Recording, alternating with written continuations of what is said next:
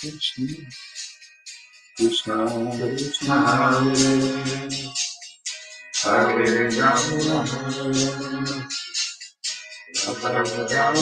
Hare Hare Hare Krishna Hare Krishna Krishna Krishna Hare Hare Hare Rama Hare Rama Rama Hare Hare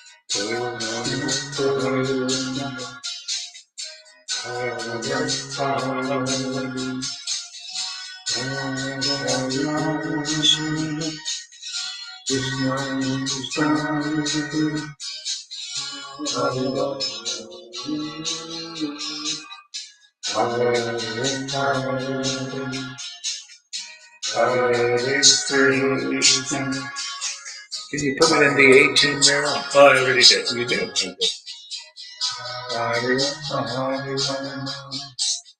Rama, Rama. Echo.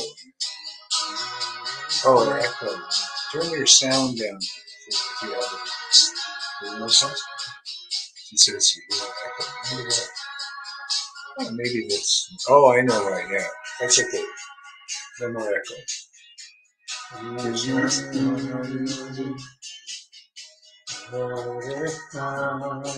So we'll chant japa. I burned my voice out practicing. It's practicing. So now we do some japa. Okay. All right.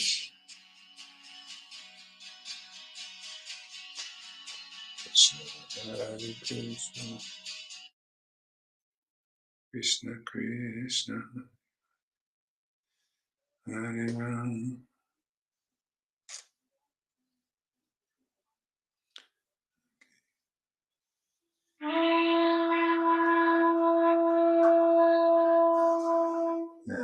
Is the echo gone there, Lalita? Can I get a glass of water?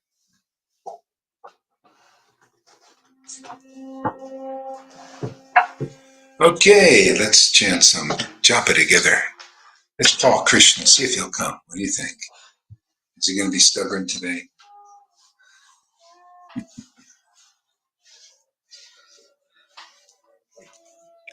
Krishna, Krishna, Hari Hari, Hari Rama, Rama Rama, Hari Hari, Hare Krishna, Krishna, Krishna, Krishna, Hari Hari, Hari Rama, Rama Rama, Hari Hari, Hare Krishna, Krishna, Krishna, Krishna, Krishna, Hari Hari, Hare Rama, Rama, Hari Hari, Hare Krishna, Krishna, Krishna, Krishna, Hari Hari, Hare Rama, Rama, Rama, Hare Hare, Krishna, Krishna, Krishna, Krishna, Krishna, Krishna, Hare Hare, Hare Rama, Rama, Rama, Hare Krishna, Krishna, Krishna, Krishna, Hare Hare, Hare Rama, Rama, Rama, Hare Krishna, Krishna, Krishna, Krishna, Hare Krishna, Hare Krishna, Hare Krishna, Krishna, Krishna, Krishna, Hare Rama, Rama, Hare Hare, Hare Krishna, Krishna, Krishna, Hare Hare, Hare Rama, Rama, Rama, Hare Hare, Hare Krishna, Krishna, Krishna, Krishna, Hare Hare, Hare Rama, Rama, Rama, Hare Hare, Hare Krishna, Krishna, Krishna, Krishna, Hare Hare, Hare Rama, Rama, Rama, Hare Hare, Hare Krishna, Krishna, Krishna, Krishna, Hari Hari, Hari Rama, Hari Rama, Rama Rama, Hari Hari, Hari Krishna, Hare Krishna, Krishna Krishna, Krishna Krishna, Hari Hari, Hari Rama, Hari Rama, Rama Rama, Hari Rama, Hare Krishna, Hare Krishna, Krishna Krishna, Hari Hari, Hari Rama, Hari Rama, Rama Rama, Hari Hari, Hari Krishna, Hare Krishna, Krishna Krishna, Hari Rama, Hari Rama, Rama Hare Krishna, Krishna Krishna, Hare Rama, Hare Krishna, Hare Krishna, Krishna Krishna, Hare Hare Rama, Hare Rama, Rama Rama, Hare Hare, Hare Krishna, Hare Krishna, Krishna Krishna, Hare Rama, Hare Rama, Rama Rama, Rama Rama, Hare Hare, Hare Krishna, Krishna Krishna, Krishna Hare Hare, Hare Rama, Hare Rama, Hare Rama, Hare Rama, Rama Rama, Hare Hare, Krishna Krishna, Krishna Krishna, Hare Hare, Hare Rama, Hare Rama, Rama Rama, Hare Hare, Hare Krishna, Hare Krishna, Krishna Krishna, Hare Hare, Hare Rama, Hare Rama, Rama Rama, Hare Hare, Krishna Krishna, Krishna Krishna, Krishna Krishna, Krishna Krishna, Krishna Krishna, Krishna Krishna, Krishna Krishna, Nityananda, Nityananda, Nityananda, Nityananda, Nityananda, Nityananda, Nityananda, Nityananda, Nityananda, Nityananda, Nityananda, Nityananda, Nityananda, Nityananda,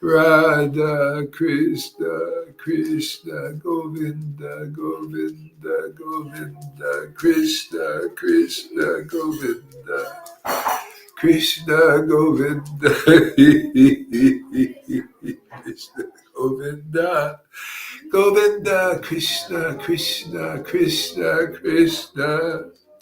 Krishna, Gora, Krishna, Goranga, Goranga, Goranga, Goranga, Nityananda, Nityananda, Nityananda, Nityananda, Nityananda, Nityananda, Nityananda, Nityananda, Nityananda, Nityananda, Nityananda, Nityananda. Nityananda.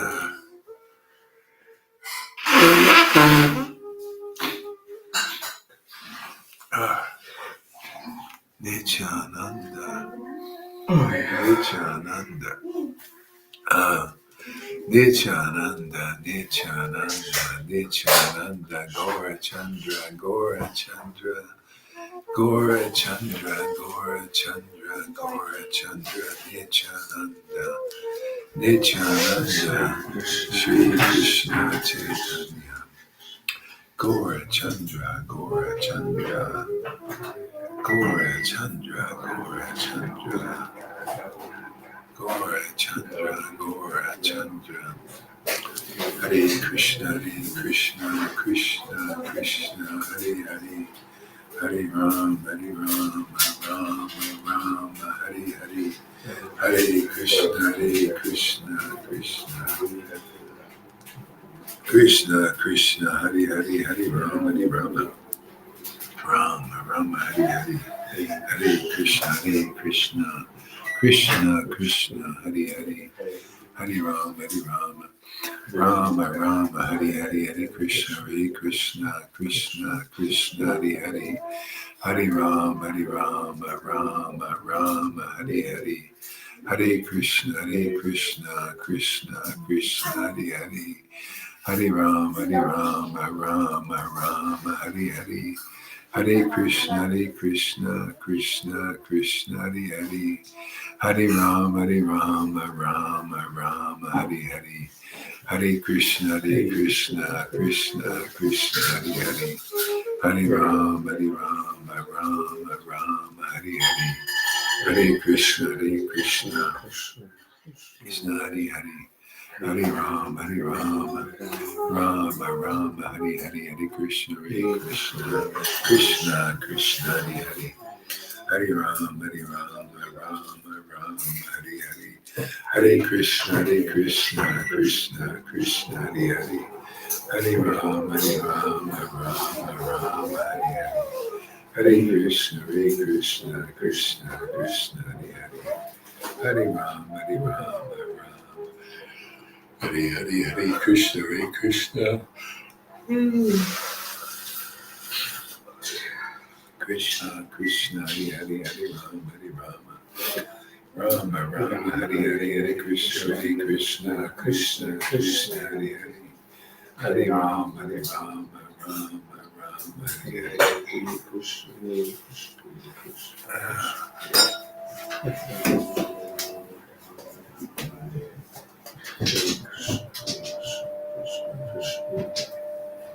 Rama, Krishna, Hare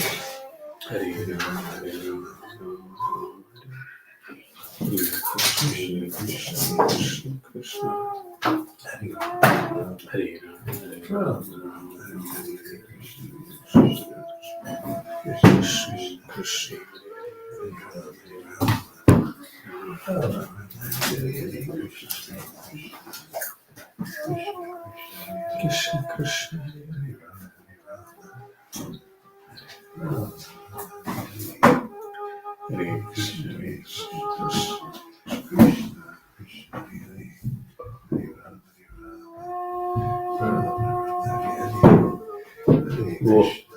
what book do you want, Mark? Do you have the first canto somewhere? Bhagavad. Huh? Bhagavad. It's all kind of scattered, so we can see it here. Huh? It's all. It's like the first book. Yeah, the first book. Just, First or second, and both or both. Yeah. Krishna, Krishna, Hari Hari. Om Namo Bhagavate Vasudevaya.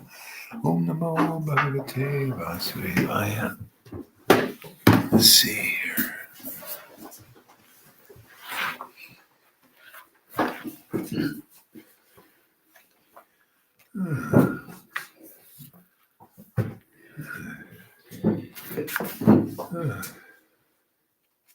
That's the first counterpart. Oh, that's good. All right. Yeah, we got that. I'll read little different readings here. We'll see what works here.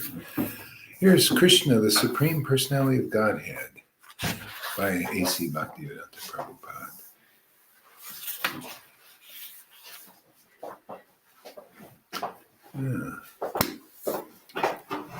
Putana killed. Putana. Just opened it up. It came to Putana. Let's check her out. Yeah. While Nanda Maharaj was returning home, he considered Vasudev's warning that there might be some disturbance in Gokul. Certainly, the advice was friendly and not false. So Nanda thought, there is some truth in it. Therefore, out of fear, he began to take shelter of the Supreme Personality of Godhead. Out of fear. Why not? If you're afraid, that's the person to go to. Huh? Yeah. It is quite natural for a devotee in danger to think of Krishna because he has no other shelter. When a child is in danger, he takes shelter of his mother or father. Similarly, a devotee is always under the shelter of the Supreme Personality of Godhead, but when he specifically sees some danger, he remembers the Lord very rapidly. So, actually Vasudeva wasn't thinking of his own, wasn't afraid for his own self. He was, but he was afraid for Krishna. See? So, but I like how Prabhupada preaches. He sees our own mentality that we're not afraid for Krishna. We're not self-realized yet. So, but you'll be afraid for yourself, right? Some danger comes. Yeah. So we do take shelter, and then Krishna reciprocates, and basically takes the fear away. Yeah. Because you're thinking of Krishna. Krishna's transcends all material fear. It's wonderful. No, he had that parental love. Yeah. What do you mean, afraid for Krishna? Good question, Amy Rose. Good question. Afraid for Krishna. Yeah. So because the pastimes of the Lord are, in Vrindavan, and so all the devotees, they're thinking about Krishna and Krishna's welfare. Just like if you're a parent, aren't you afraid for your child's welfare? That happens a lot, even in this world. So why wouldn't it be that way for Krishna in the spirit? See, they consider him pretty much like an ordinary child in Vrindavan because that makes the ras really juicy, very intimate. Because if you like too much understand he's the Supreme Lord, then intimacy becomes less, because you think more, oh, this is God, And then why would you fear if God, if God is, God, why would, it's like that would even reduce the fear. So that's in relationship with the Lord, so that's a transcendental mellow, being afraid for Krishna's welfare. See, that's an act of true love, isn't it? If you love your child, and you're afraid that, something might happen to them, it's natural. Yeah. The fear of your child can feel debilitating. Yeah. Yeah, well, see, that's the thing. For the devotees, they become empowered. See, it's debilitating. It makes you feel helpless and hopeless. But when you're afraid for Krishna, you become empowered. You know, ever see these? Sometimes when a child is in danger, say, I've seen these things where the mother, a car may be on top of a child, or maybe it's underneath, and the mother will come and lift the whole car up. See, that's a material example. So, on behalf of Krishna, devotees become very powerful. Sometimes, you know, they just, yeah, yeah. Yeah, I've never been married, so I don't, and never had a child. Well, I've been married, but never really had a child, so I don't know these things so much. The mom can literally lift a car up way beyond her body. Yeah, yeah, that's true. Yeah, that's the power of devotion and love, even in the world. Mm.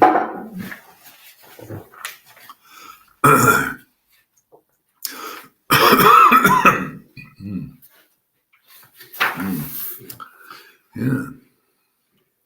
After consulting his demoniac ministers,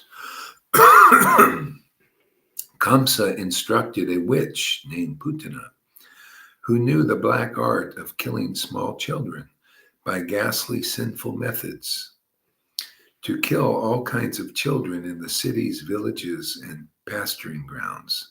Such witches can play their black art only where there is no chanting of the holy name of Krishna done. Even negligently, all bad elements, witches, ghosts, and dangerous calamities immediately disappear. Yeah, yeah, maybe. But there were people chanting in the temples, and they had to get Ghostbusters once. I remember this, the ghosts harassing the devotees. Because in Namaparad, you don't really get purified. Namaparad and, well, actually worse than that is Vaishnava Aparad. When you're, against Vaishnavas, then it nullifies your chanting. That's the punishment. Lord Chaitanya taught that. That's you can offend the name, but worse than that is offending the Vaishnavas, because the punishment is there, which actually usually rectifies. Many people have been rectified by offending Vaishnavas. You get the lesson simply because you went against the right person. You don't get such a rectification, like an ordinary person not having devotion. Yeah. It's interesting today. I read this thread in the esoteric. I think Lalita commented on it, and it basically said that actually everybody is equal. See, everybody is equal. To think anything else is wrong. Basically, the guy was saying, and to think anything else is wrong, and everybody's, oh yeah, I agree, everybody, I agree, and of course I didn't agree. I agree, but with an explanation. Yeah, we're all spirit souls, right?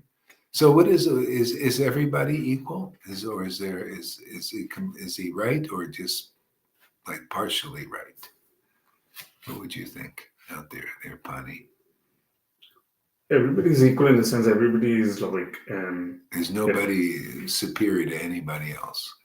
Oh no, that's definitely not true. Okay, why is that?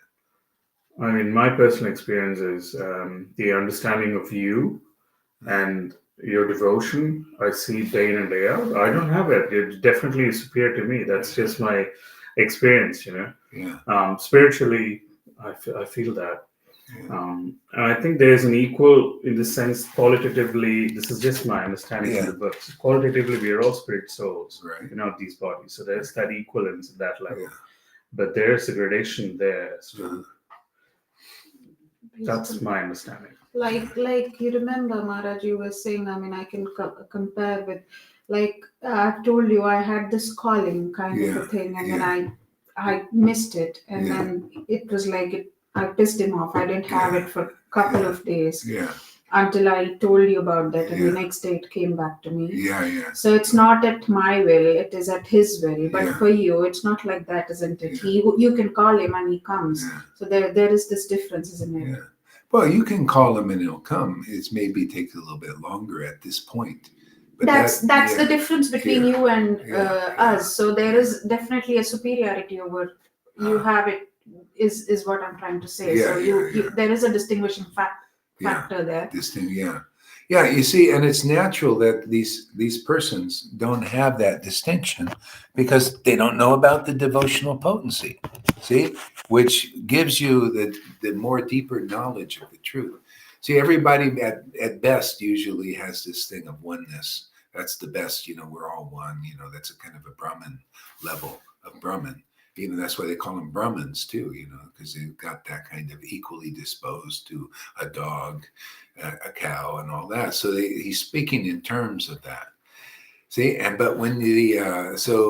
but if the spirit of bhakti is awakened in somebody and especially matured, there is a superiority in that simply because of that spirit is superior, and it causes the person, if it's awakened in somebody, to have superior intelligence, superior elevation of consciousness. See, superior mercy and abilities in the areas of spirit. And so there is that, but most people don't know. So they speak in terms of what they realize or what they want to realize. So it shows you how secret this spirit of bhakti is, how confidential it is. That and this guy, I think, was probably a kind of a Christian, or it was esoteric Christianity. So it might have been like a Christian. And pretty much they think like that, they're all brethren and all that, but they don't know these little details. This is what Chaitanya Mahaprabhu came to teach. So if you just see everyone as equal and you don't accept the superiority of a person that has the spirit, that's where it's the person that has that, and you want to get the deepest revelation of the absolute truth. It comes from submissive hearing from that kind of spirit-filled person who has got this extraordinary close relationship with the Supreme Lord. They have more information, more understanding because of that. They're able to read the scriptures better than the Brahmin, understand the scriptures better than the Brahmin because of that spirit. This has been a big thing in India, the difference between a Brahmin and a Vaishnava. And they've been fighting over this for centuries. And that shows you how confidential this is. Matter of fact, there's a story in the Bhakti Vinod's book. What was that one called? That book.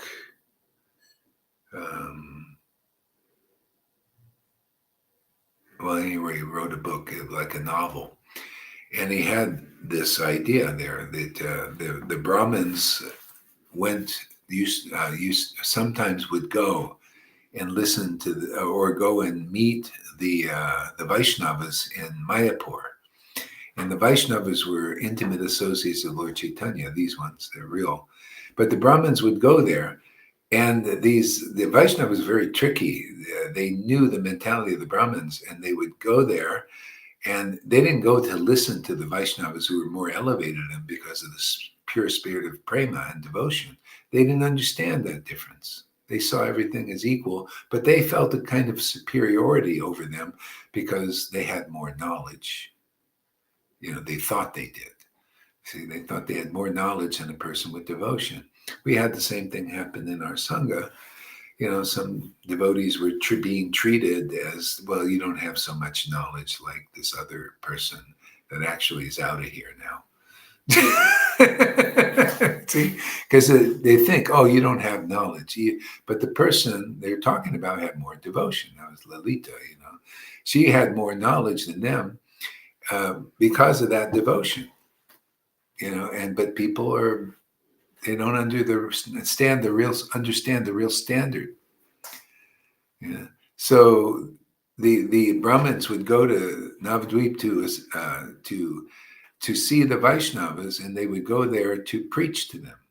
And the Vaishnavas would go, "Oh, this is really wonderful. You've come here. We're going to sit down and we want to listen to you about the Vedas," because they knew their mentality of feeling like, "Oh yeah, we have knowledge, and you guys are just there, with your loincloths and not very advanced." Yeah. So yeah, we're going to sit there and listen to you. See, they were cheating those Brahmins in that sense. But what are you going to do? They're puffed up. Yeah, I feel like I really understand what you're saying. People project their own idea. This is Amy. Project their own idea, but there is no absolute truth in that. There is only one truth, and that comes from God. And you tell us the truth. Yeah, this is the truth, and this needs to be known. Otherwise, without understanding that this superiority, because of the spirit of prema and devotion, you cannot approach a person submissively and learn. You won't be able to understand, because you're proud, and that pride of thinking, well, I have more knowledge than that simpleton. Remember the Brahmins in 10th canto? They made the same mistake. The cowherd boys had knowledge of Krishna because of deep devotion. They had special knowledge that the Brahmins didn't have, but they thought they were superior because of the forced attire of the cowherd boys. They looked like, I think they were wearing T-shirts and, psychedelic ones back then. Maybe, I don't know, probably not. But they have simple dress, and then Brahmins thought, who are these guys? They should be serving us, and they're asking us for service? What is this? To serve their God? They can't be having the real God. We have the real God. Who do they got? They're little simpletons. See? But they had love of Krishna. See, that is a supreme opulence that if you're just a Brahmin with Brahminical principles and your little thread and the bananas burnt up in the fire, you're not as good as a real person. When I say Vaishnava, it means a pure devotee, person whose heart is purified by bhakti. Yeah. Even a disciple of a real personality like that is better than 1,000 of these gurus who are adverse to real devotee. And that was the example, these simple wives of the Brahmins. Their spiritual master were the Brahmins. And they neglected the order to go and associate with the cowherd boys, because that's how you quickly get Krishna. And they quickly got love of Krishna, which is getting Krishna. See, now that's intelligent. I love this kind of intelligence, man. See, if the Vaishnavas understood this clearly, they can get Krishna really easily. Okay? You're advanced in the absolute truth, spiritually advanced by how much devotion and ecstatic love you have. And because of that, it'll show up in your activities of singing or preaching very conclusively, like Noodles likes these conclusive songs. It awakens ecstasy now in her, see? And so that's because it's the Lord that likes that first. See, and he gives her a part of that sacrifice, and that you're getting the experience of the deep happiness of devotion, the deep purification of devotion. It's like taking an inner bath inside that people don't know. They shower like Brahmin level. They take their bath 3 times a day. But a Vaishnava who has bhakti, they will neglect those things. Maybe they'll take a bath once a day or once every 2 days. It's just they're purified by this higher principle of devotion. It's more powerful. That's pretty naughty of those wives, but that's how strong the attraction is. That's why, you see, I just preach the real Bhagavatam. If people follow these purports that I'm giving here, they'll very quickly attain Krishna, because this is not taught by their gurus. It's not taught because they can't understand this. They're not in the position of a cowherd boy. They don't have such power to give Krishna. See? Much less a gopi. If you go to the cowherd boys and not the Brahmins for instruction, then you're going to get a devotee's reward of devotion. If you go to that's what Jesus preached. If you go to a righteous person, that's like a Brahmin. They're righteous. They're right. They follow the right path. The Brahmin mode of goodness type thing. You get a righteous reward. Maybe you can become a Brahmin like them if you work at it. Work really hard.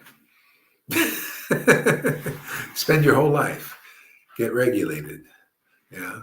And you become a good, righteous, good person, and nice, maybe cultured, sweet. But you probably won't get rid of the quality of envy of the higher devotees. You'll probably compete with them. Okay? Yeah. So look at the wives of, just simply by being open and receptive to the cowherd boys and serving the cowherd boys, serving Krishna, getting food, having a picnic. Yeah, and Krishna didn't have to even be there. We don't really know if Krishna was there. Cowherd boys were there, but if the cowherd boys are there, Krishna's there. And you get the same result. That's the big secret. Do you want Lord Chaitanya's mercy? You don't get it directly now, unless you're an advanced devotee. You don't get it directly. You go to a member in the parampara system. See, a member like a body part. You got a member, and that member gives you a membership. See, a ship to become a member also. You need a membership. You got to cross over a few things, a few obstacles first. Okay, so you need that membership. And the devotee themselves is a ship.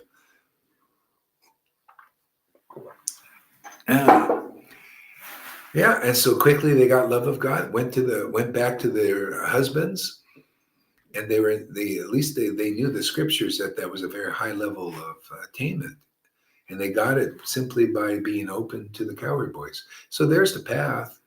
All you have to do is recognize a resident of Vrindavan. That's all you got to do. Okay? Where are you going to do that? None of these gurus I've met can do that because they're not I haven't met one resident of Vrindavan. Oh, people say they are, but is that enough? Just because 1,000 neophyte disciples say that their guru is a resident of Vrindavan? Where's the proof? How do you know you're not being fooled or scammed? Don't you need proof in the world for things? Why wouldn't you need proof spiritually? Oh, see, they don't teach that. Just accept. Well, don't you see? He got 1,000 disciples. Of course, he's a pure devotee. Okay? That's superficial. Yeah. Maya allows you to have thousands of disciples. Neophytes. And then but who's really an associate or a member of Vrindavan? That's who you got to find. And then this all works. It works. All of a sudden, the Bhagavatam works now because you're doing exactly like the wives of the Brahmins. Because usually people will scold you, and your ISKCON will say, "Hey, don't go over there to that member. We don't believe. Don't you see? None of us believe in that person." Okay? So, if you're fortunate, Krishna gives you intelligence, maybe from a past life. You bring it through, and you can recognize the devotees. See, and just by going to them, you make quick spiritual advancement. Even if you weren't even so interested, like Noodles wasn't that interested in what we're doing, and somehow or other, Pani was a little more interested. I think Fani's our preacher. He's got his sister interested, got Noodles interested. Not deliberate. I think Krishna is just bringing that. He's using you. Is he? I don't know. I mean, he's a manipulator. Krishna's he's using you.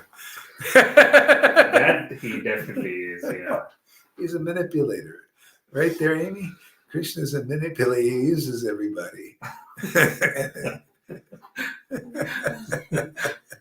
So, yeah, He go used ahead. to play quite. I mean, like I said earlier too, right? He used to play you quite a lot, Yeah. and then whenever I used to piss him off, he used to say like, you know what? You should actually go and hear Guru Maharaj, and that will do some good to you, kind of a thing. Oh.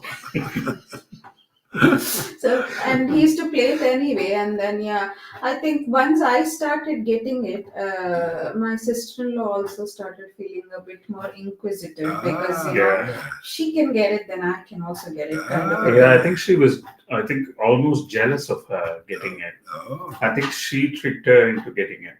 Because I told my sister before, she came in, she snooped in pretty much, Yeah, and then yeah. she went away. Yeah. But when she was getting it, that's what attracted her. It's like, oh, she's getting it? I have to get it. Why can't I get it? Yeah, It's like, yeah. It's like Dasut and Govinda. Govinda, yeah. Govinda got it first. And then, hey, I should be getting him. I'm the older one. Yeah. Yeah, then he got it. Yeah, trippy.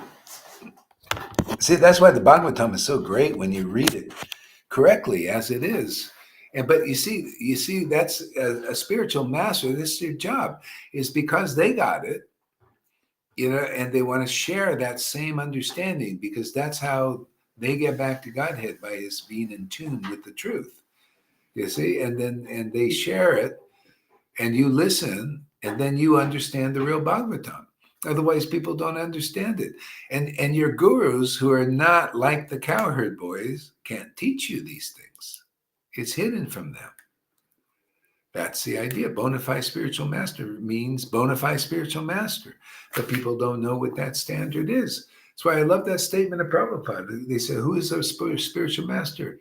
And Prabhupada said, a resident of Vrindavan. That's the essence. Boss. Resident of Vrindavan can look at the Bhagavatam and understand these things.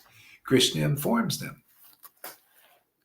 And if you're not a resident of Vrindavan, it means you don't have the ecstatic qualification and worship the Lord in deep prema for a long time, get that heart purified, and you expect to be able to understand what they understand and all that. That's why those people don't get in, usually in this life, because they think they either know more, or the resident is a neophyte.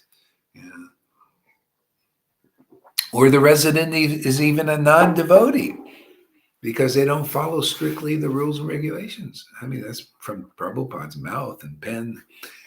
He said a pure devotee does not follow strictly the rules and regulations. Right there in Nectar Devotion somewhere. Yeah. New devotee What? who cannot follow I said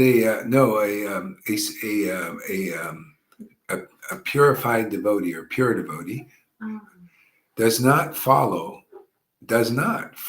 strictly the rules and regulations of the Vedas. They really can't follow strictly. They might follow some things that are favorable for their bhakti, but they don't follow all things. Yeah. And even if they're not perfect in, following perfectly, doesn't matter. They got the quality of pure devotion. And by everything, whatever needs to be purified out or not, they've got their relationship with the Lord. That's the main thing, is to get that helper, man, who helps you in all ways.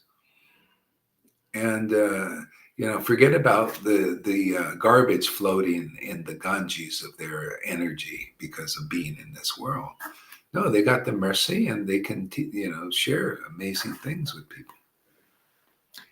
LC told Haridas Thakur, Lord Chaitanya, there was no use because he was a senior now. There is no use in what? Amy Rose, Noodles, you didn't just get it, you absorbed it and made it a real living thing. Yeah. Amy says, I've always had an issue where I feel the need to break rules. I love logic, but if you have implemented a rule upon me, I feel the need to break it. It's called psychological demand avoidance. Yeah.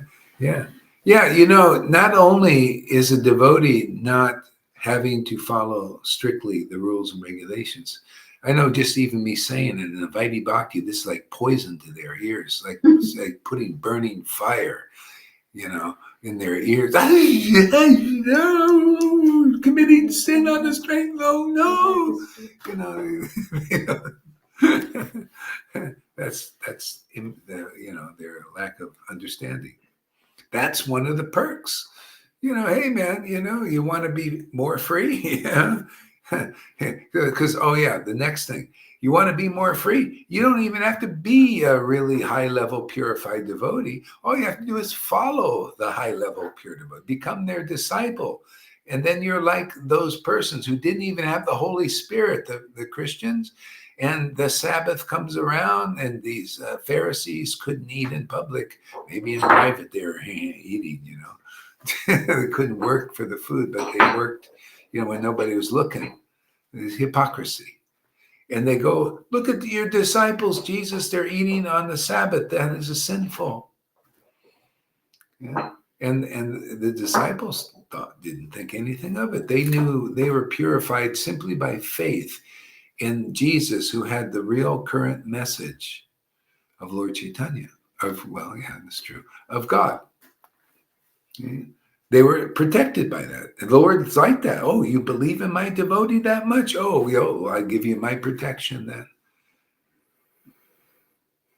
Otherwise, you don't get such protection. That's why everybody, if they have sufficient intelligence, will follow the devotees who chant the holy name with great ecstatic, spontaneous, devotional prema. If you don't, you're a fool. It's that simple. Isn't it foolish not to? Because that's the truth. The truth is that's the door. The door is the devotee themselves. They naturally have the real message of the Godhead. They naturally understand the essence of these scriptures because of their intimate, close relationship with God. And if you don't go to them, you're a fool. Yeah, that's just truth. It's that simple. Yeah. And that triggers a lot of devotees because they think they know all about bhakti. I'm Gurudev. How dare you say anything like that? Well, that's the truth. And whoever does listen and follows this word, these truths, these conceptions, very easily gets Krishna. I've already seen it here. Why shouldn't I shout it from the rooftops for the others? The witnesses are doing that now too. Yeah, and should do that if they're inspired by that. You get that level of freedom. Why wouldn't you? You find the real spiritual master empowered by the real Krishna. Why wouldn't you want people to know? Because they're delivered simply because now you're a way shower. And when you get the spirit, you'll be able to do that. You'll be able to stand up for such truths and withstand the little squishy tomatoes they throw from the little babies out there. You'll see them as children. Like, what are you going to do? Well, we're going to throw tomatoes at you. We're going to spit at you, spit a little of our poison, man. But that's what do you think? Prahlad didn't get killed by the poison. What do you think that's about? The poison of the body? Oh, yeah, everybody thinks it's so important, the body, man. Oh, yeah, he got poisoned and he didn't die. No. The worst poison, the most dangerous poison, the worst poison is not to kill the body with poison. No, to kill the soul with poison by blocking its advancement in this world. For your whole life, you can be blocked by a few words from the poison of these demoniac persons, destroying your faith in the truth, misleading you, saying things like, It's by austerities and renunciation, chanting 1 lakh and doing regulative bhakti, you can attain Krishna. See, just that can block your progress if you believe that wholeheartedly in this life. And somebody comes along like us and says, no, you can have Krishna in this life. Maybe, very fast, maybe a few days even. Maybe 6 months, maybe a year. Depends on your level, that you bring to the table here. But it'll be faster than you can do anywhere else. I mean, those who believe that and come and listen for the 30, 60-day challenge, right? They're going to be getting purified. All they have to do is, okay, let me give this a chance. Let me sit here and listen to the real preaching of a real devotee, because these people are testifying and saying it's like that. And yeah, I see they got something special. See, we teach the specialness of being in this association, which is very true. Yeah. Amy says, if someone actually spit their spit at me, I would impulsively attack them like a spider monkey. That is so gross. You keep your phlegm to yourself and away from me. Here, you read a little bit. Who wants to read? Just pass the buck. I almost felt when you said the snakes that bit Prahlad and the poison didn't kill. I almost felt you just made it sound a bit unsexy, or there's no when we go to the movies, we want that magic thing and all these pastimes. Yeah. But when the next thing when you said the actual poison is that those conceptions of these demons around you, all the speculations, God knows what they were speculating about. And I feel that's even more more cool than the actual poison and the snake biting and physical. Well, yeah. I mean, it's both are kind of bad for the situation, because if you die physically from poison, it's you can't be around for sadhu sangha. Yet the poison that keeps people kind of dead in the modes is not being with the real devotees here and getting that special mercy that only they are authorized to give, if it's being given. Like see, Nityananda and Advaita gave the order. If Vaishnavas understood these things by coming here regularly, you would have a big edge on being delivered so fast. It's unbelievable, just because of the truth that sets you free. You see how the ignorance keeps you there? Oh yeah, go to these gurus who haven't realized Krishna. That's okay. Spend your whole life worshiping them. See? Yeah, no problem. Yeah, and then when you die, the pearly gates will open. See? But now you can deviate your whole life. See, because it's a lie. It's not really the truth. It's poisoned Harikatha. If you don't distribute what Lord Chaitanya brought to this world, these kinds of truths, these essential truths, and the ecstasy, then you're basically have some level of poison that you're hearing, because it's deviating you from this path. So my privilege and engagement is to just show people, demonstrate, because the Lord is doing it, authorizing it. Otherwise, there'd be no ecstasy here in public unless the Lord authorized it. Yeah, He authorized it even before I got the order. I was preaching because people were asking me to read to them, and I read to them. They were becoming ecstatic. Yeah, and then Prabhupada came and confirmed it, and then Krishna came and confirmed it. Yeah, you're doing exactly what I want you to do. Yeah, it has my full approval. Do more of that. Yeah. And then Krishna comes. Because of your guru, you're getting my darshan. Second disciple got that. See, confirm. And it was already happening. So they just came to confirm it, to say, hey, yeah, this is okay. In other words, Krishna already authorized. He just wanted to make sure I understood that. Because, if you don't, you need to know somehow or other. Yeah, that's why I preach like, because it works, man. Why wouldn't I? People they'll spend their whole lives with these gurus and die Vaidhi Bhaktas with no ecstatic devotion. They don't have to. Should I keep my mouth shut, or should I just, hey, maybe somebody will listen to good sense? We got ecstatic bhakti here. It's a fact, man. According to the scriptures, it's factual. According to the testimonies, subjective testimonies of people who believe in this path. It's fact. So if I deliver facts and somebody believes in facts, you get the factual experience. 1 and 1 equals 2. I don't know what the big problem is. It's very simple. It's only complicated because people speculate. These gurus are all speculating. They're not real residents. And not one of them can prove it to me. Not one. And what the point is believing in them? What is that, offensive to believe in lies? Even though a person may be well-meaning, really believes that they're pure devotees, they're well-meaning and they're trying their best, and all of that. A lie is a friggin' lie. Whether, Maya lies to everybody and people believe her lies. She lies to gurus or people who put themselves up as gurus. They think they're gurus or they want to be gurus and they just, by hook and crook.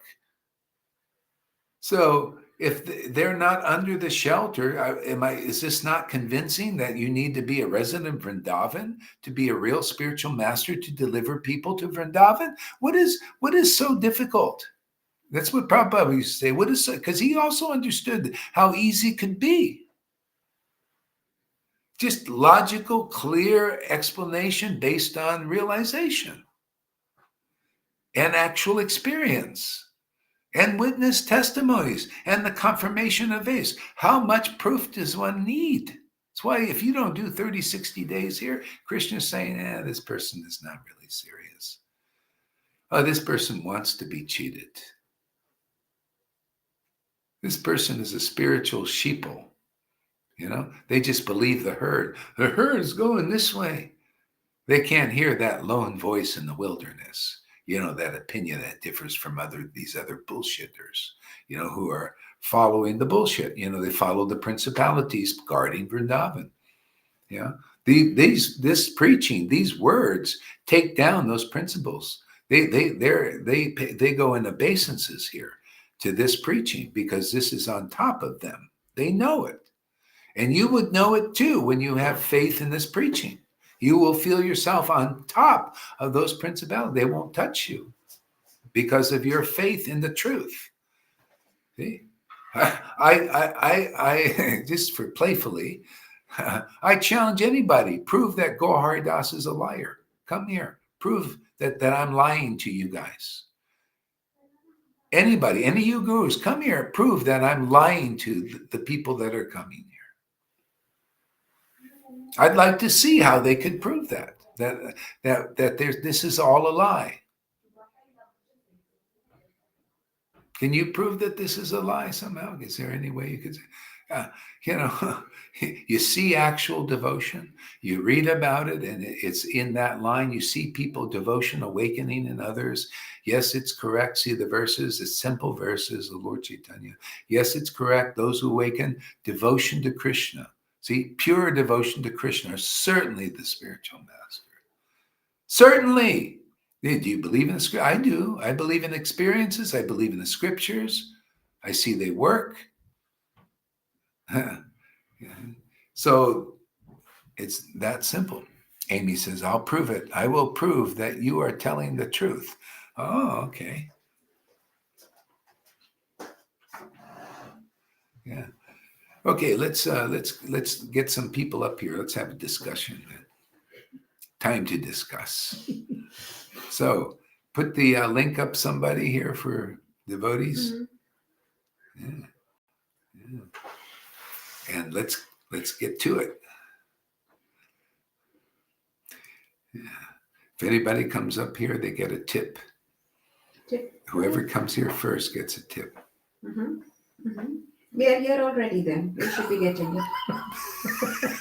I was just about to say that. Okay, you got a tip for the day. Always worship Christian Association of Devotees.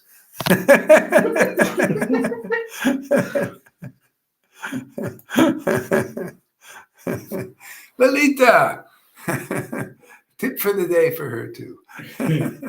What's the tip to you can create your own tip. What's your tip for the day? Give us all a tip.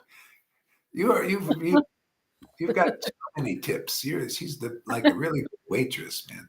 She goes and collects so much wealth from all the customers out there. Yeah, Uh, give us a tip for the day. well, yeah, it is. It is so logic that you've got to go through a person that you need to associate with somebody in a body um, who um, who represents that Lord here on earth. It's always coming back. How is it possible that people don't know that Jesus came, Chaitanya came? Why Uh, don't you guys get on too? Oh, would it create an echo? Oh, Go, yeah. that way we get them all on. Go ahead there, Lily. Sorry, yeah. yeah, Jesus came to give that spirit, to plant that seed of devotion inside of the heart, coming as a God lover, showing how to become a God lover. yeah, Chaitanya did exactly the same. You are, how can they doubt and think about all those rules, regulations, and why they also read Chaitanya Charitamrita and know that Lord Chaitanya said, that was what I meant. Lord Chaitanya said to Haridas Thakur, you are old. Actually, you are a senior devotee now. You yeah, don't have to count your rounds anymore. It's yeah, finished, man. It's finished. You're a senior now. You're a spontaneous worshipper. yeah, Um, so yeah, he shows that. Lord Chaitanya shows how to worship. You again once more shows how to worship. And of course, you've got to receive that devotion because we are not capable to develop that. We are yeah, not capable. We are too low. yeah, It's just not possible. yeah. How, And how see, Haridas, the Lord said you can reduce your rounds. You're already a liberated soul. So that becomes natural here. Those who are liberated souls, they feel free. The Lord freed you. Why shouldn't you act free? Be free. Because you are free. You know that, and if people sometimes they get jealous and all that stuff. Oh, hey man, you can be free too. You just do what we're doing. That's all. Hang out with us. I'm free because I hang out with devotees like that are here in this sangha. Many are free already here. And if they're not quite free yet, they'll be very quickly free. Fani's going on a lot of purification, his heart goes, burns, and he knows the drill. Yeah, yeah, Gohari's so cute. I love his whole. Get your little booty up there, Is that Amy? Yeah, get your booty up here. What is this? I wanna look you in eye to eye when you say these things.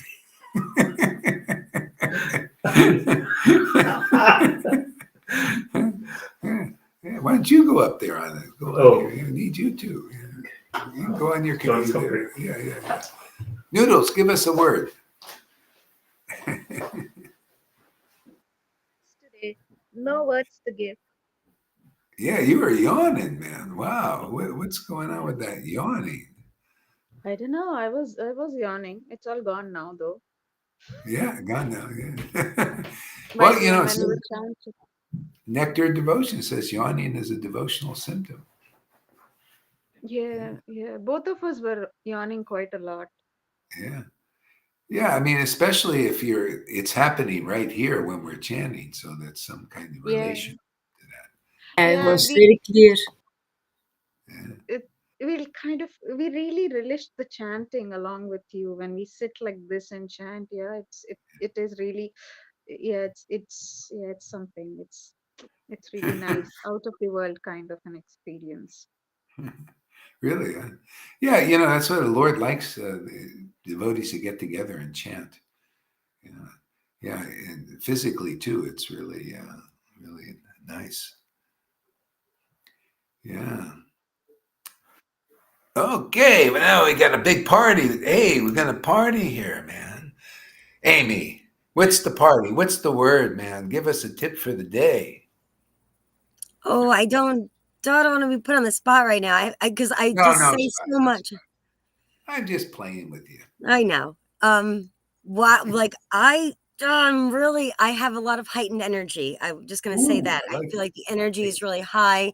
Yeah. Watching like Noodles and Fanny and all the past couple of videos, like the past couple of days, I feel like have been really exciting. Is anybody else feeling this way? Like the energy got really heightened and yeah, I've been really excited about it. I don't know what to say actually. Like, oh, I feel a little awkward. It kept you up I till was 2. I was commenting up a storm. I couldn't stop. I was keyboard worrying the whole, like, I'm like, like every thought that was coming into my head, I was just kind of typing it out.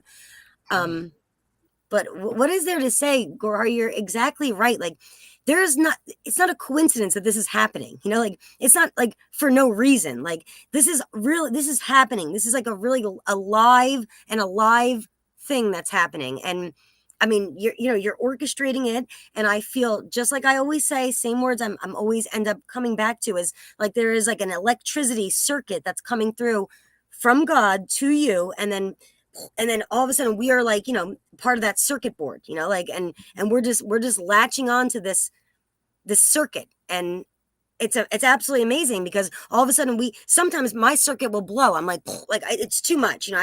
Sometimes I got to take a breather, in a sense, because Yeah. there's a lot of purification. Okay, here we go. Here's another thing to say.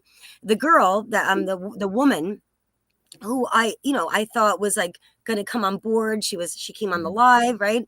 Everything it was all coming up roses, and then all of a sudden, out of nowhere, Gorohari is manipulative. Like, I'm like, why did like, for what? Like, I don't understand. Like, so clearly that was her own purification, that she couldn't Yeah. handle the circuit. Maybe her circuit blew a little bit. Like, it was a little too much to handle, that, because you have to understand. I mean, I was coming at this from not knowing anything. And then you taught me Guru Tattva, you taught me all of the things that you talk about, So I like learn this like in piece by piece. Like okay, that's very logical. And I'll tell you one thing, I don't, like I said, I break rules a lot.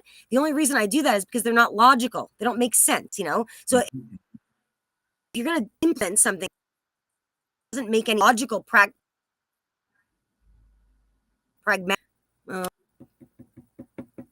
All right, I think it went back.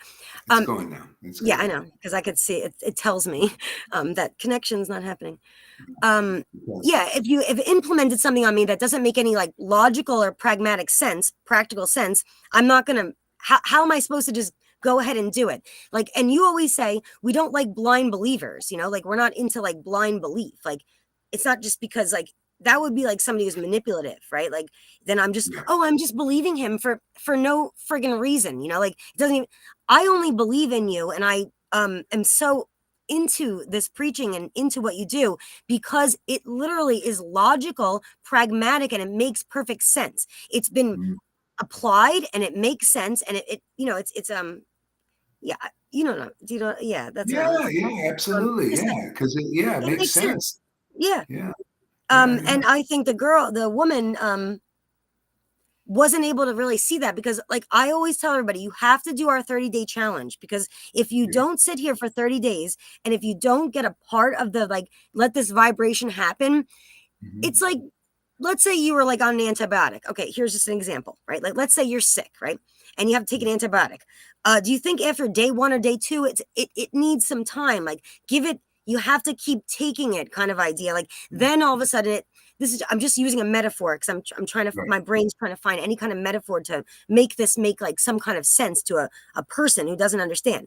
You're going to have to take the medicine for like a period of time before it starts having an effect now. Like, And our 30-day challenge is a lot like that, right? Mhm. That Yeah. you have to Yeah. give this. Well, yeah, because Hmm. you got to. What happens is, first of all, the tough part is because we're together a long time, most of us, and a new person comes, and they hear something confidential that really, you need to be around a while to really understand or get. It takes purification, so they're thrown right into it. Like she's thrown right into the purification of hearing something that really goes against her beliefs.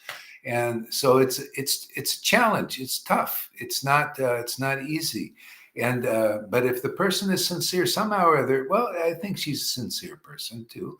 It's just tough, and that shows you the person. If they come back, it says a lot about the person, that they really feel something here, and they enough to go, the distance, or to try to go the distance. And it's really good preaching material too, Yeah. because that shows Yeah. us an example, like of that can happen. So you get thrown into this, like, I like how you said that. You're all right. So I have to perspectively think about that. Like, so, you throw somebody right into this, like, Yeah. mixture that we already have, like this soup Yeah. going on. Of course, Yeah. this could be like, It's a like little, being thrown you're in in the front of kitchen. the bus.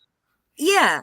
Or you're like, it's too, you can't take the heat. We're in the kitchen here. Like, we've been cooking in the kitchen for so long. We're in the kitchen. We're used to it. We got a whole system, a fine oiled machine kind of idea, right? And Yeah, then, yeah, how can you expect somebody to understand, like, it's like I was a waitress for so long. And if you work some people will just come at this job like they haven't had experience really being like a server working in a kitchen, and the way that it works like a fine old machine, like you just kind of know what to do because you've been doing it for so long. But yeah, if a new person comes in, they can become very anxiety ridden. I mean, how many girls have I seen crying in the back room, in the bathroom, or because they can't, it's too stressful to, like, as a server to sometimes, like, you can't handle the tables. So yeah. I used to always really try to help those people to say, like, look, I understand this is an overwhelming situation. It's very overwhelming, but Yeah, let's baby step it, like, yeah. I think, yeah, like Maharaj says, right? Yummy. This is why did I say yummy? Amy. Uh, um yeah, I think this is something, I mean, like, we can might be help, like I am bad at that, because when my sister-in-law came and she was hearing, and then she was she couldn't take it, and then she messaged me, and I'm like, I don't want to listen anything. If you are on board, you talk to me, otherwise let's not talk about this. That's what I said. It doesn't really help if you talk to people like that. I didn't really help her in that sense. But then when she went back and spoke with Funny, he could explain it, and then she came back. If we have people, when like for example, the new lady who came in, now she's taken aback. Maybe somebody, if can explain it better to her, yeah, then maybe she can come back and listen to Maharaj, and then the perspective will change altogether. Not somebody like me, but somebody who can actually talk. Like, you could do that to her, maybe. Yeah. really wonderfully put. I love that. She's Yeah. exactly right. Like, sometimes you just need a somebody else's perspective, to throw it in there. And, like, Yeah. honestly, like, I have to say, sometimes Bhakta Tom, although, um, he's always using the word functional. I'm sorry, Tom. I don't know if he's there. I don't think he is, but he can sometimes throw a good perspective. Just an example. I'm just using, like, that there's different devotees, like Freddie. That's another example. Lolita. Other people can throw their own, like, kind of perspective. I can only do so much. Like, I'm Amy. I can only say, like, I can, like, get it to that point. But, like, sometimes I feel like I'm at a loss. Like, okay, I've lost, like I'm fishing. You're a fisherman. You fish. You catch the fish, and you kind of lost it. At a certain point, Yeah. sometimes another person needs to come in there, and that's why we're a team, right? This is teamwork. Teamwork. Yeah, We yeah. tag team. Okay, you're in now. Like, oh, it's like a baseball team, because I love baseball. So, okay, now you go in and she can sit out for a second. Kind of like that idea. Yeah, Sorry, yeah, I don't know definitely. where I went with that, but sorry. No, it's true. Yeah, yeah, yeah. I mean that and shows it works. Like when Fani was talking to his sister, it helped get her on board. And because, certain things that we say because of it's an intimate thing here. And that's how it works, and that's why I also say sometimes just watch the classes of my students. It's kind of more gentle, and plus it helps understand the relationship between Guru, Vaishnavas, and Krishna. You can't hold on to the opinion that we're all equal in that way in the relationship. You have to see there's superiority of the devotee with bhakti, even though they don't want to, it's a false ego idea. It's just what it is, and No, we just understand disciplic succession. yeah, We yeah, understand the idea of disciplic succession, right? Like how it goes yeah, down the line. That's yeah. all. Otherwise, it has no This meaning. is It's like practical. Yeah. we can't teach this because it works in the parampara. I told you my experience before. I tried, I got the order from Prabhupada, and I was doing that like he said, and it was working great. And then the Narayan Raj came, and said, well, no, that's not right. You got to work under a Mahabhagala like me, and, that kind of thing. And so I tried that, and I lost everything. I lost my realizations and everything. It was just like pushed back down. And then I went to Jesus, another not quite the right thing at the time, because this is the real mission right now. Jesus was a 2,000 year, and somehow even Jesus, I knew that Jesus saying, hey, come on, Gauri, don't you see, Lord Chaitanya, you recognize it. You see where this is leading. That you got to teach that now, don't go, Lord Chaitanya is the recent avatar. So I got that, and then the Ritvik thing, I tried that, and nothing worked except following the order of the parampara system and make it work. And It had to happen. Like you going to that group, like it had to happen. That losing even your wife, I'm sorry, but like all of this had to happen. It was all part of the process, because otherwise you weren't gonna like it kept expanding and expanding. Like your understanding. Your understanding kept expanding. Yeah. Like actually that was what happened. Because if you didn't be a part of that, how are you gonna know the opposite side of that coin, right? Like you had to know. Yeah, you have to do it. It just was that. That's why the preaching is like it is, because otherwise there would be no parampara system here. The Lord had to empower somebody as guru and empower you guys as disciples too. It's all needed. Otherwise, there's no real preaching of this bhakti movement. It's got to move, and it has to have the legs, and everything. Okay, Janaki, give us a word, man. What's happening? Oh, I'm just happy to hear and be here. I wanted to join the party. All right, that's good. But when Amy was saying about someone talking to that girl, I forget her name, Alicia or whatever. You know, sometimes they're not ready to hear. They don't want to hear. They can't hear. They won't hear until they're ready. And Yeah, then wait a little bit. Wait a bit. when they're ready, then they're going to come and they'll hear. But I've noticed in my time of trying to chase Vites or try to convince another or pull another person close to us. I chase them, bring them, but they don't want to be here. They don't want to be here. But if you just let them go, they'll take bit by bit, and then they're ready. I'm here, all ears. Okay, I want it now. I mean, that's just how I feel. But and we all have different relationships with each other in the sangha. And I was thinking, like, when we go to a picnic, we're going to have a picnic, and we all have to bring a covered dish. Everyone. I love yours, but boy, I'm not touching yours. I don't like anything to do with yours. Not the way it looks, nothing. So I feel I feel it's kind of like that, with us, just as humans, as people, as we're willing to hear from some, but not others. I'm willing to associate with some, but not others. You know, so but Gorhari's the magnet. He keeps us all right there. Sometimes it's so strong you can't let go. And other times it's like, bring me some other metal. But it's a ride and it's so worth it. Thank you. Yeah. That's all right. Hey, thanks there, I Johnny. love that. Oh, I love that the picnic metaphor. That was a wonderful metaphor. That she said we're all going to bring something to the picnic. Like I'm not going to touch egg salad for one. Like ugh, like eggs and mayonnaise. I'm not doing that. Like any day of the week. Yeah, exactly. But like or if it's like something. But if you have some kind of a nice pasta salad with the noodles and the veggies all in there and parmesan. I'm probably going to go for that one. I just like the metaphor that she used. Like I thought it was like we're all going to go to a picnic and we're all going to bring something, but maybe we're all not going to kind of like that particular dish. Doesn't mean we don't like each other. We just don't really like that like particular dish, that you've that's your taste buds, kind of idea. I really like the way she said that. That was really intelligent. Or what they're dishing out.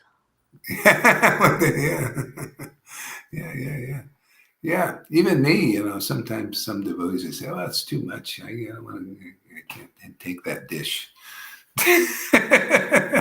Go ahead, Lalita. What? Yeah, Guru Maharaj. I hope you won't take it wrongly, but I experienced that a few other times as well. And here with Aliyah, same. Then you say, "Yeah, listen to my devotees, my disciples," and then she says she likes to hear my videos, Lalita's videos, more than yours, because I said, "Come." We were talking with each other, and I said, "Come, Guru is live," and she said, "No. I prefer to hear yours more." So yeah, Exactly. That's what I said. yeah. Well, it's because you're a woman, though. He's a man, and a lot of time with women, they think he's being like they think he's being some kind of a way. Women, I'm going to say Well, this. I didn't finish it. Sorry. Okay. I wanted to say I went through that with a certain Amy, Amy from UK. And she also said that. And then she wanted actually to accept me as her guru. That went far with her. She was a follower of Purushit, but she really wanted to follow me, and she did not accept my guru at all. And I had to really say, "Oh, sorry, but I'm going to block you now," because that wasn't possible. So yeah, sometimes You're either with us or against us. they listen to the disciple. One of the reasons is because they can't accept guru, and then after a while you start to have that conflict. Yeah, well, if they, it depends. Maybe that's why I said if it's too much to listen to me, because we're talking more, confidentially about stuff. They can listen to the disciples who are giving classes. It's okay. And the thing of accepting guru, I don't know. It depends on like why are they saying that? You need to kind of dig in and find out. Sometimes the motives aren't always as well. A nice. lot of the time. Yeah, I read the sentence that she said, "Hey, wait a minute. Hey, wait a minute. You're not going to tell me that we need to worship this Mr. Untouchable like a certain Jesus," that she wrote that. So I immediately felt the vibe of, no religion, no religion. I Who felt is that. this? Aliyah? That you're talking Yeah, about? she said that. Yeah, in But not classes. just her, like other people will say the same thing. Like, so this is a common theme that we hear, like, "Oh, I'm not going to worship him. Like, what does he think? He's Jesus?" And like, they're not getting it. That's the whole thing. They don't understand because they're not inside of this group. They don't understand. I'm not doing that. Like, that's not what it is.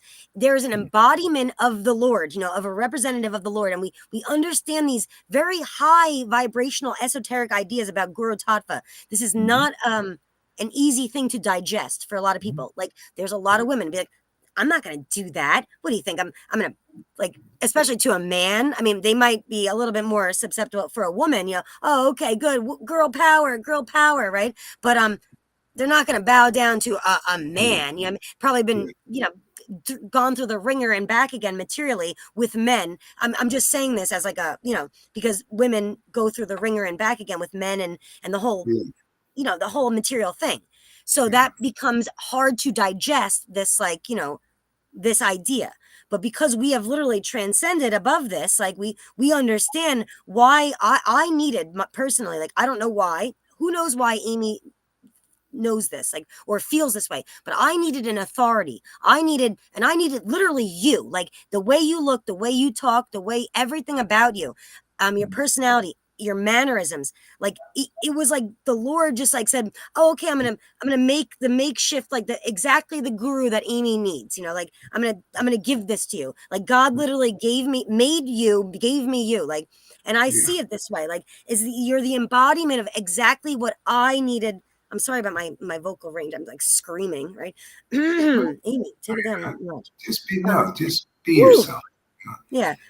But that's exactly what I needed. And I can understand very much, like, personally, like, why this is hard for other people to digest. Like, I have friends, family. I have tried to say, look, this is my thing. Everybody who knows me knows I love Gaur Haridas. Like, I'm into this Sangha, because I'll tell anybody who listens to me. They don't always listen for that long, but you know what? Sometimes I get them for a little bit, and then, and then they're like, okay, like maybe this is, and they'll always want to say the same things about you. Like, oh, I think I'm sorry, please don't take offense to anything I'm saying, but maybe, oh, he's a maniac. Oh, he's this or he's that. Oh, he's just trying to, I'm like, no, but you don't understand. Like, I've been here I say 4+ years, because I'm 3 years and 3 months into it, but I'm on my 4th year here. Like, that's why I'm saying 4 years. But, in this time, you have done nothing but help me. Like, there has been nothing took away. Yeah, you took away my false ego, and we had to crush a lot of illusions during that. And I had to do a lot of man in the mirror work, but like, you have only given to me, you know what I mean? Like, I've only received, like, so much, like, and that's the idea that I want to, like, express to people, but sometimes I don't find the right words. Like, I'm trying my best, my darndest, to like tell them that this is like what happens here, and this is a whole vibration, and we have 24/7 kirtan a lot of the time. Like, we don't go too many hours without having somebody in this group is keeping this alive. We stoke a flame. We have a huge bonfire happening, and we just keep stoking that flame, like, all day, every day. And that's what I want people to understand, like that. This is a really amazing, huge movement. I like the way you use the word movement too, because this has legs. It's like we have sea legs. We are moving. This is happening. It's not like this isn't a delusion. I think that's what I want to express to these people. This is not like a delusion of this guy. Like, he thinks he's not. What were this Waco, Texas? I'm not David. What was that guy's name? I'm sorry, David. Sure, I can't remember his name, but all these cult like people, like, you're not like that. Although that is my favorite, the Waco, Texas guy. It was kind of cool. Like, it was a Jesus trip what they were on. He wasn't like a bad person, and what they did to him was horrible. Do you know what I mean by Waco, Texas? That whole the police they literally raided and just fired. They had children, women and children inside that building. They never did anything to hurt anybody. Nobody was ever hurting anybody. They just had a little group going on, and this is why I'm sorry, David Crusher. Is that what Crusher? Somebody? Sorry, I'm not getting the name. Crusher. Yeah, I'm sorry. Doesn't matter what is. But the point is that the military just came and started firing at this little community that he had built, for his disciples and this family, whatever, if you want to say anything about this situation. I watched like a lot of documentaries about this particular one, and it really hurt my heart so bad, because the government just came in and fired and threw flames, women and children, and they were like, we have women and children in here, like, we have, please, like, just give us a break, just 1 second, stop, we have women and children, can we just, nope. This is what they did. This is what and I'm sorry, that is not okay. And all he was doing was preaching the word of God. But I think my point is that this is not what that is. Like, this is not Waco, Texas. Like, you're not that guy. He was on a Jesus trip, like you talk about, and this is not what that is. I'm sorry if I went off on a tangent here. Please just stop. Actually, no. Okay. The problem is, the only problem there with that lady, or or anybody that, well, this lady here, it's the conception they believe in that everybody is equal. If they're like at a certain level, everybody is equal. So here I'm preaching the Guru Parampara. So immediately conflicts with the belief that everybody is equal, because they don't know the workings of the spirit and how that makes the situation superior of a spiritual master who is supposed to see. Even the Vaishnavas don't know this. You need to have the spirit of bhakti. You have to have that prema spirit to be in the situation of guru, and the person is superior just because they have the spirit, and you don't. See, they don't know this. They think, no, no, no, we're equal and all that. That's the Mayavadi level. We're all equal, and that's why the Mayavadis kick their guru away. They get some kind of realization, understanding. Okay, I'm free. Okay, thank you very much. Slam bam, thank you, ma'am. I'm going. You kick the guru away. But that's at oneness level, and it's tough, and that's a tough thing. But how where's can I the loyalty and commitment there? Where is the loyalty and commitment? I mean, isn't that what bhakti, Raganuga bhakti yoga means? Devotion, loyalty, commitment. How it doesn't, so you've been hypocritical right there if you do that. That doesn't even make sense. Well, this is the thing. Whether it's a new person or somebody who's been here for a while, the bottom line is you have to get over that one. You got to get purified and understand the superiority of a bona fide spiritual master who has a mature devotion. And that is the hurdle. I mean, and it comes up fast because we're like engaged. I mean, you guys are deciding, like it happens whether I say it or you say it. You say, oh yeah, my guru is this, and it rubs the wrong way on them. They think, oh, what is this, man? What is this, a Koresh trip? Is this a cult and all of that? Is this a ISKCON? Because you got all these gurus, they're not qualified. They really aren't. They don't have the spirit. And so it doesn't come off right, and an intelligent person, even a Brahmin level, they think it's one of those trips, a guru trip and all that. They haven't seen a real guru. They haven't associated long enough to see the superiority of that one has the spirit of bhakti awakened. I mean, that's just truth, but they don't see that, especially if they just come a couple of times and they, immediately throws them off. Whether I say, whether I'm, treated like a guru or you say, oh, this is my guru and all that, it immediately puts them in that purifying realm. They have to confront that. And a lot of them are very attached. No, it's this way, not that way, because they see. But what else can we do but just testify and say, that's all you can do. That's all we can do is say, we know because it's happening. Like you have to, if you don't want to sit here and watch what's happening, like I did, I mean, just sit your ass, like you say, sit your ass in front of the camera, in front of your computer, just turn it on and listen and sit here and listen with your big ears, because otherwise what can we do at that point? If they don't want to, they're going to just assume. And what happens when you assume? You make an ass of you and me. Assume in the word. Ass of you and me. Yeah, the thing is, not everybody is like that. That's why a lot of times the Mayavadi level is hard to surpass. And people are very attached to that, and they believe in that wholeheartedly. And then this rubs it the wrong way. It's like it contradicts that level of consciousness. And so, but there are people, they have this tendency to hear from authorities. And not try to be the authority or think they're equal to authorities when they're not, So and so those people are the ones who come and they listen because they don't have a problem with that. It's like, oh, okay, this is a guru thing where you're a guru, and okay, let me see if this person's worthy of my trust and what they say and all that. So it's just different people.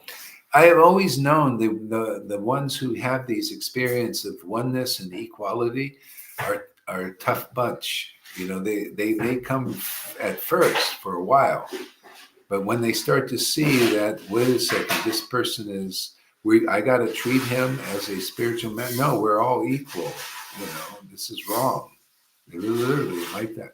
It's hard for me to like really understand that attitude only because of the direction that I come at it. Like I come Yeah. at it like this is the way my brain thinks. Finally, you know, like authority has come along. Yeah. Finally, somebody has come with a lantern to help me. And then there's Yeah. other people who are saying, I don't want. I'm the one. Like I can do this all on my own. Yeah. But I don't. That's not my attitude. Like I'm coming at this like a lost, literally like a child who was Yeah. thrown into the middle of the dark woods with nothing, you know, no even a backpack. And I'm like, oh, trying to figure this out all by myself. And then here's Guru with his lantern. He's like, hey, come here. And he's got, you know, a cabin full of friends and food and family and everything that like a lost child would be looking for, right? Like, so I come at it from that angle. So I Yeah. can't really like I have a hard time understanding how somebody's like, oh, Yeah. I got this all on my own. How do you have, who gave you these tools? Where'd you get that, all these, you know, accommodations from? Because I was over here with nothing. So I don't know if that made sense, but like that's, Yeah. Well, it's different. See, it's different. That's why I say these persons that have that realization, they're not. They like handicapped from the get go.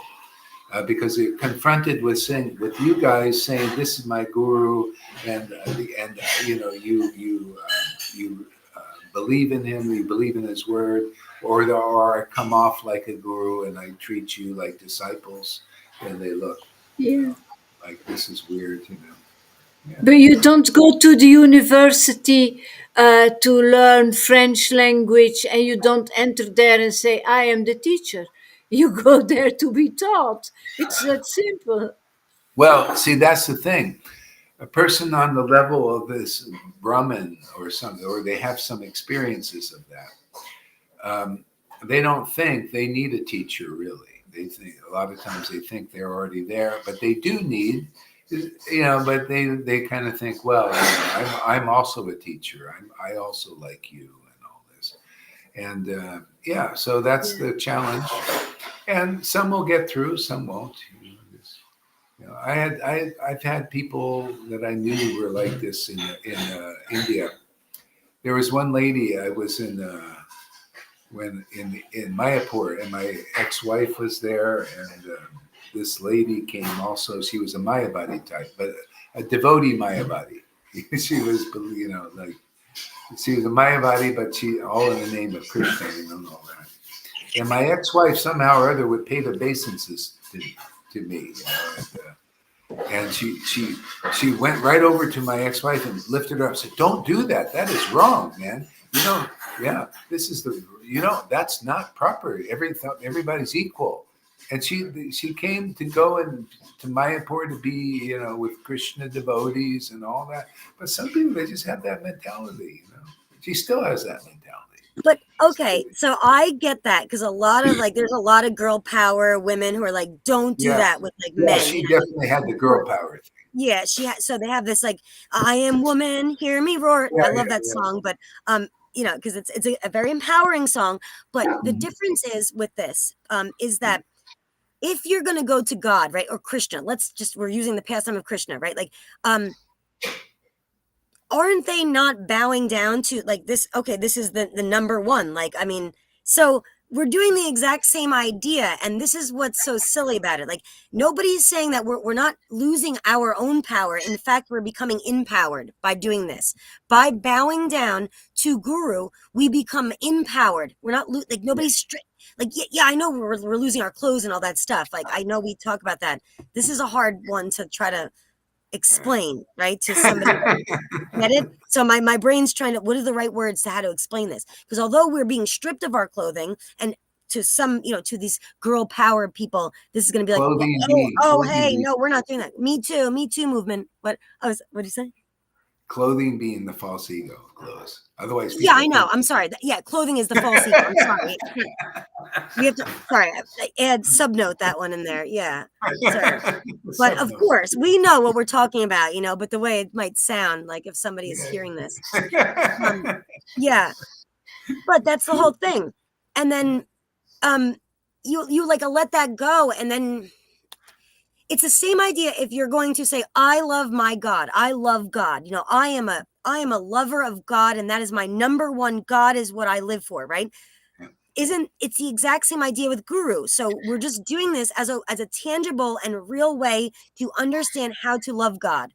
And it's so pragmatic. It makes perfect sense. It's not that we're like, and you even say, it's not me. I'm being empowered by, to be in this seat in a way. Like we're all playing a part, a character in this. Like Tom, I think Bhakta Tom had explained this really well to me, how we all like are characters in a play, and then you're in the seat of guru, and then it comes through you, and in a way, it's exactly like the pastimes. Sorry, I don't know if I lost myself there, but No, it's yeah. So some people will be more receptive to that mood. Especially, actually, that's something going for the Vaidhi Bhaktas, because they've been trained in that way to respect authority. Their gurus, they have, even though it may not be so real, because the disciples and put it right there. The disciples and the guru are not so qualified, but still the principle is there. Then maybe if they meet a real empowered devotee, they'll transfer that attitude there. Because that's this path it's bhakti is a descending path. It descends from the spiritual world through a bona fide guru into the disciples, the parampara system. Otherwise, you can't really teach this. You have to have a bona fide guru empowered by the real Lord, transcendental Lord, and real disciples who are submissively hearing from them. Come to that point. That's why the purification has to be there. You can see those who they're not finished with their purification. They can't do that. They cannot be in that position as a disciple. That's that contamination for some. They want to be equal. So those who do, there you go. Happy days for them. You just get through things quickly, become self-realized, and become a real guru yourself, to help others. Matter of fact, if you're a real disciple, you're already a real guru, because that's the guru. They call that the way shower guru. You show the way. It's guru. It's a listed guru in the Bhagavatam. Yeah, and I told Tom today, I was writing to Bhakta Tom and said, I just feel so lucky, like so fortunate that I can be a witness to this. Like, who would know that me coming off the street could be a witness to, like, even watching the video with you and Vrinda walking. I mean, to me, that my heart was like, just exploded like into 1,000 pieces. I mean, just to be able to be a witness to these things, and to be a part of this, like, I feel so lucky and fortunate. And I have always felt, I always kind of looked at my situation and myself as like, oh gosh, you're not the lucky one, you're not the fortunate ones. Like when you're the poor kid in class, and like everybody's like got nice, like everything's, coming up roses for them all there, like, and you're not, it's not coming up roses for you over here. I used to think of myself, oh, it's like kind of like seems unlucky, like what? But as it turns out, at the end of the day, like I feel so fortunate and lucky, and that's what I just couldn't. I wanted to tell Tom this because whatever conversation we were talking about, that I was talking about the video. Like I really loved that video, and it just made me feel a lot of feelings, and I felt just so lucky was all I could think of. Just how fortunate and lucky I am, Amy. Like, out of nowhere, here I wind up in this amazing group. And then I continued this telling my son's father, I have to drive him to work all the time, about how Janaki had sent me this huge box of like Hare Krishna books and the CD I listened to every single day in the car to get me through this traffic and all this crap, the Radha Krishna Temple CD that Janaki had gifted me in this big box. Like, I come into this group and all of a sudden everybody's like just like helping me, like literally helping me. I mean, Janaki sends me a huge box of like the best spiritual literature like a girl could ever like stumble upon. Like, it just, everything was like, I couldn't imagine that kind of luck. That I think that's all I was trying to say is like, I just can't tell you how lucky I feel, being winding up here and being able to be a part of this and speaking and being, embarrassing myself, which is, I'm sure I sound a little bit foolish a lot of the time, but because I don't speak right. But you're blessed with faith. See, those here are blessed with faith. They can get so much. because of that faith in what's going on here. That means you have faith in Krishna, you have faith in the conception preached to you, and then you can realize the power of that. See? How it makes an extraordinary experience of the truth. And people don't have faith in a real Shiksha guru. They don't get what you guys are getting. That's simple. They don't get the protection. They don't get the realizations. They don't get the spiritual happiness that you're getting. Like there's three very faithful persons sitting in front of me. That's amazing. 3 musketeers over there. Those are the 3 musketeers. Yeah, they're and three, the magic number 3. Yeah. Yeah.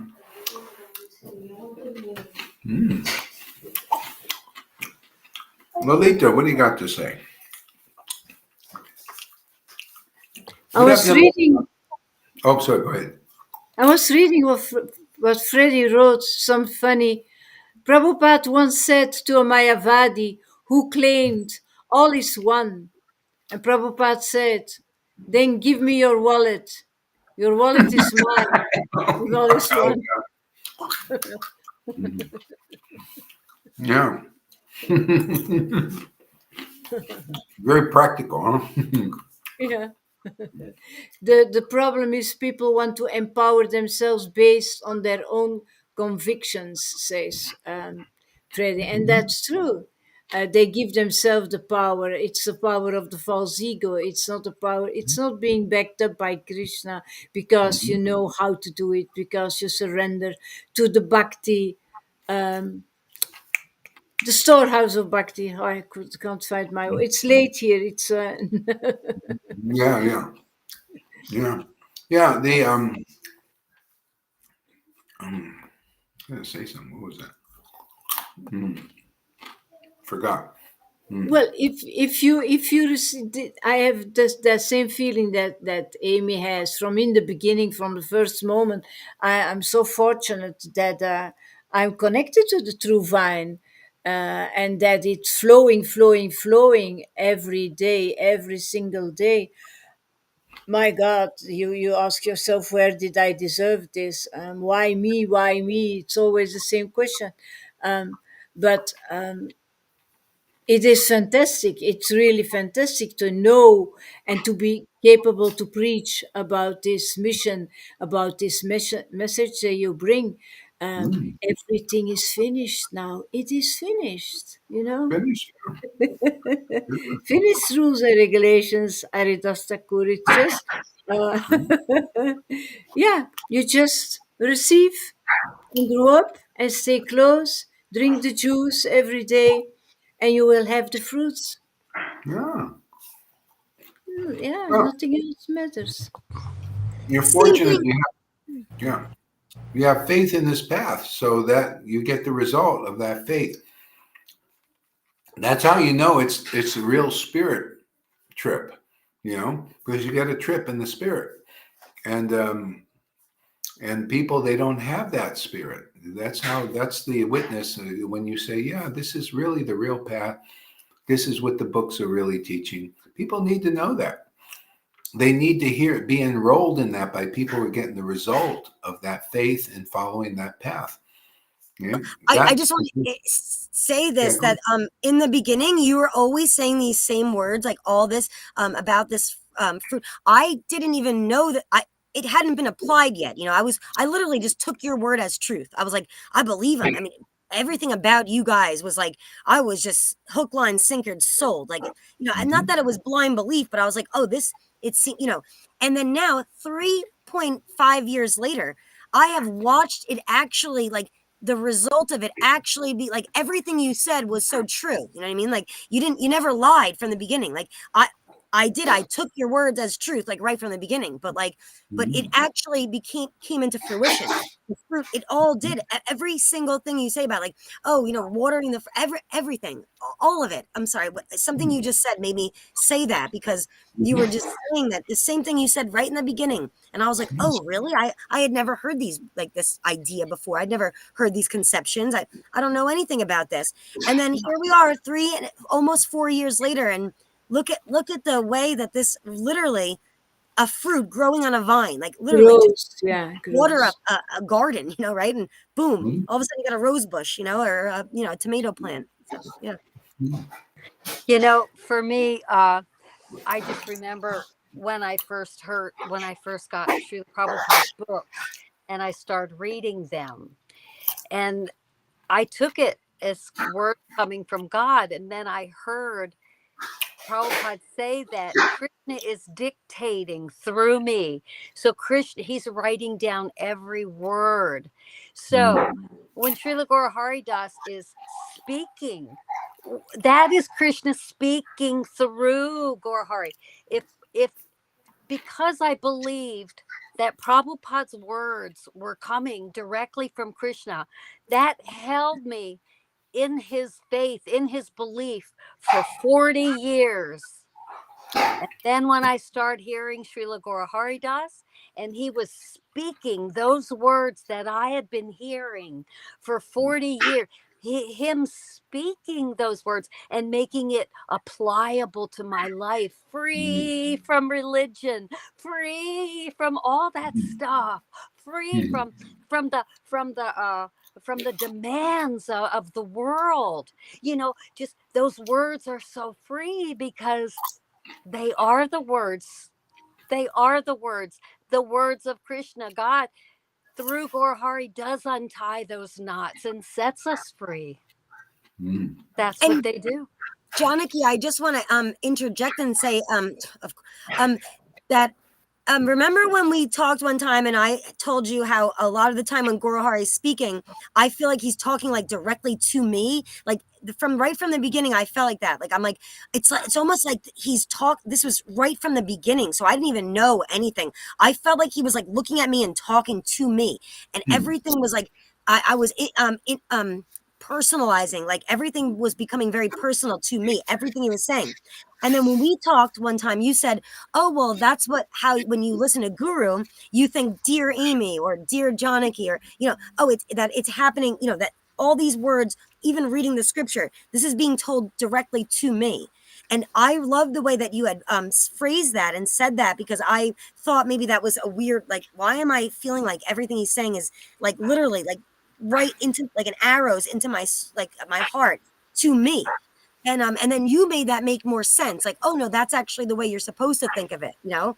So I just wanted to say that was really helpful. I really love that you said that, because now when I listen to Guru Hari, I sometimes, even when he's yelling, when he's screaming and yelling, I'm like, oh my god, I'm feeling like I'm the one being yelled at, or, you know, even though he did yell at me the other day, that actually did happen. But Really? He didn't yell at me. because I talked on top of you. You're like, she's asking me the question, not you. And I was like, I said that. Oh, I know you like yelled, and I had to turn off I had to leave the God. camera, cry just for a minute, like, and then and then I came right back on. I shook it off. You know, I was Uh, I Oh, braved. I was a brave little toaster through that one. But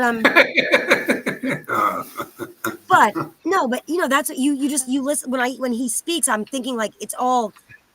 I guess I'm internalizing it, you know, like I internalize it all. And I like that you had helped me understand that was like the way it's supposed to kind of go, you know.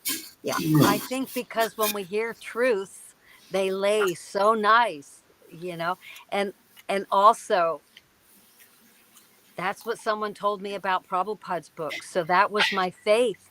That was part of my faith and trust in the words Prabhupada wrote. Because of that, he was speaking directly to me always. Just like Guru, when he chastises you and anybody, it's that part of me. I got that too. You know, I got to get a little too. I'm just yeah. happy we're here. Yeah. Speaking directly to Krishna in your heart. It's he's in everybody's heart. So, you know, it's like Jesus said, I come here to teach those who are taught by God. So if you're in tune with your heart, the Lord shows you these things. It's not easy to recognize somebody empowered by the spiritual potency. Just by the fact that you do says a lot about your connection with that Lord in the heart. Otherwise, And even you like yelling at me the other day, honestly, like I felt a little bit more empowered by it. Like just the fact that like we got that out. Like, all right, bad. Like, like because you know how you used to talk about like, oh, being chastised by guru is actually a good thing. You like No. if he does yell at you, because it's like odd. This is so odd. Like you wouldn't think like a smack on your ass was like a good thing, right? Like you'd be like, like why did you just hit me? Oh, I thought that but spare the rod, spoil the child, and you used to say that all the time. I'm sorry. This thoughts just came because it Yeah. really was. I kind of, in a weird way, I like that, like I like that we like It's a that symptom of happened. intimacy. Yeah, exactly. Like, oh, all of a sudden we're closer now, kind of idea. Yeah. Yeah. Yeah. Yeah. Yeah. Matter of fact, that's a conception taught in Chaitanya Lila. He said the persons that are really dear to the Lord, he apparently chastised them heavenly. You know? And the ones who are more farther away, he doesn't really bother with. He's real nice, kind of thing. But the ones who are closer, he really kind of gets on their case. Yeah, No, and you know what? You're so like that because you're so nice. Like sometimes you're so nice, and I would often wonder, is he just being like nice? Like, and he's not really telling me what he really thinks or what he's really. I don't like that. I want like shoot me straight. Like if you're don't just be nice to I always feel that too. It's like that thing that you're saying, Amy. Oh, funny. Come on. Is it me that did? I Go don't ahead. see Hey, why his don't you picture, come? but I hear his voice. Here we go. Am Yeah, I? go on. Yeah. Yeah, when I Go was ahead. Give live. us a word. I turn off the camera because I was. Yeah, I feel that too. When he's like, it's probably my own feeling. Like when he's doing smooth talking, I feel that like it's probably not. He doesn't want to say it. Maybe because we're not ready. But when he's actually telling, like in a stern way or something, then I feel like that's nice. That's actually telling the truth. I don't know. It's probably us. Just we don't like the smooth talkers. Yeah, because you don't know what's really happening. Like I just want to know Yeah, what's like. I don't like passive aggressive. Like I don't like beating around the bush. I just yeah, want shoot me straight. Like, and if you have to friggin' smack me, like I mean, just let's just do it because I need to know the truth. You know what I mean? Like yeah, I don't like that. Like kind of. I know what you're saying, Fanny. I yeah. totally agree. I know the conversation has gotten to a different space, but can I roll it back to the impersonalist thing? I have a question there. Yeah. My father is a very big, like, staunch impersonalist. He doesn't believe in the personal idea at all. And I used to get into fights with him. Sorry. Wait a second. Go ahead. Yeah. So when we were discussing that, I was thinking of these four Kumaras, in the Bhagavatam. It said they were impersonalists before. But then I can't remember, they smelled the tulsi or something, and then they got a different experience, and then they moved on. What did actually happen? What helped them? And what's the attitude that they had? I'm curious. Well, yeah. Well, see, Tulsi is a devotee. See, Uh, that's the personification of a devotee is Tulsi, and so they smell the devotees' fragrance of the worship of Tulsi with Krishna, and they became attracted to the higher thing. They saw, some. It doesn't explain all these things, but you could yeah, infer, that they became attracted to the worship Tulsi has with Krishna. That's called Raghunuga Bhakti. You know? They thought, wow, her relationship with the absolute truth is greater than ours, and they became attracted and submissive to devotional service and to real devotees. See, and they took to it. Not like some Mayavadis who think no, this is it. They weren't too attached to the impersonal Brahman. They were ready to release that. And so when the pure devotee came in front of them, they just abandoned their ideas and their understanding and went for that, the Vaishnava way. So obviously they had more contact with Vaishnavas and instructed them these kind of things, because that's how you get it. Even like a Christian needs instruction in this path. Mayavadis need instruction. If they're open to it, then they can, just by being open and hearing, they can come onto this platform of realization. It's a hearing process. And if they don't, if they're not open to, they can't. So that's how simple. That's why persons who didn't do any of this Vaidhi Bhakti process, if they come here and they listen, you're elevated to the same position of those who would have done it first. And just because, maybe you'll advance even further if your faith is stronger and attraction is stronger and your Bhakti Lata Bija is stronger and you're cultivating that. You go faster than somebody who might even be a Vaidhi Bhakti and having their difficulties in faith and obstacles. And, And that's what we always talk about, right? You always say that exact same thing, like your faith's going to heal you. And that a person, just by your faith, by your level of devotion, your attraction, right? I mean, you don't have to have been studious and studied every single verse or whatever. Like we talk about this all the time, because that's not what bhakti is. Am I on this right path when I do that? Yeah. Yeah. If you just have faith in the devotee and you associate with those devotees and you hear from them, we found the easy peasy path, the one that's the most powerful of all paths. That's why the truth will set you free. It's so great. It's so powerful. The devotees of Lord Chaitanya are strongly empowered with that to deliver powerful purification and real bhakti, more so than any of these other who are not real empowered devotees of the transcendental potency. And they speak in terms of that. See, they speak in terms of their faith. Their conviction is in Vaishnavism, what I've seen, their conviction and faith is in purifying yourself by your own austerities and renunciations and fastings and sadhana program. See, and that's not really conclusive. Not the deepest understanding, not the highest reality. Highest reality is you're purified by the association of empowered, purified devotees. By being in that, spontaneously you get purified. Just by And being. you make it so easy. What could be easier than this? Like, right? And not only easy, but fun. Like, this is fun as all, like, anything. And this is we're having a ball all the time. So you've made it easy. We do no hard work, and then we have fun too doing it.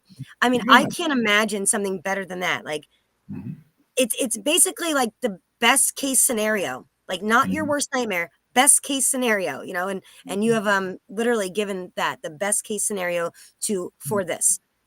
Yes. What could be better than Gorahari Street? I mean, this is easy street, Gorahari Avenue. We're on the boat. It's a party boat, and this is happening. Isn't that great? What could we ask for anything better than that? Honestly, I don't think I could have. I didn't even imagine this. In my wildest dreams, I couldn't have imagined this how good this could be, and here it is. So I'm amazed. Like I sit in almost amazement all the time. Like, wow, this is real, and you're doing this, and we're on the boat, and it's like a love boat, I mean, yeah, this truth will set you free of all the misconceptions, all the Mayas make point to try and say, no, the real path is working and doing other things or other paths. But this is the essence of the truth, is association with real devotees, chant with them, make friends with them, become part of the family. It can't be any really easier than that. And all I wanted in life was to know God and to love God and to be close friends with God. That's all I really wanted. And then what happens? Oh, Gaur Das happens, and it's like the exact same thing, but it's like, oh, now I can understand. Oh, look, it's happening, Amy. Like, hi, Amy, I saw you. I heard you, girl. You know what I mean? Like, you wanted to be good friends with me. Well, here it's happening, and not only with just Gaur Das, but with an entire group of friends and people and a family and everything I ever wanted, so sorry, that just came into my mind. No, it's true. But basically the Lord gives himself and he also gives his devotees to you. And that's, then now it's not like you and the Lord and there's no friends or nothing like, no, it's just like in this world. But look, he gives us real devotee friends, those who want to be, their desires for that, and so we get the Lord and we also get his devotees that he wants to. Why wouldn't we want to associate him with? We're here to deliver the devotees. That's why you see one by one they're coming.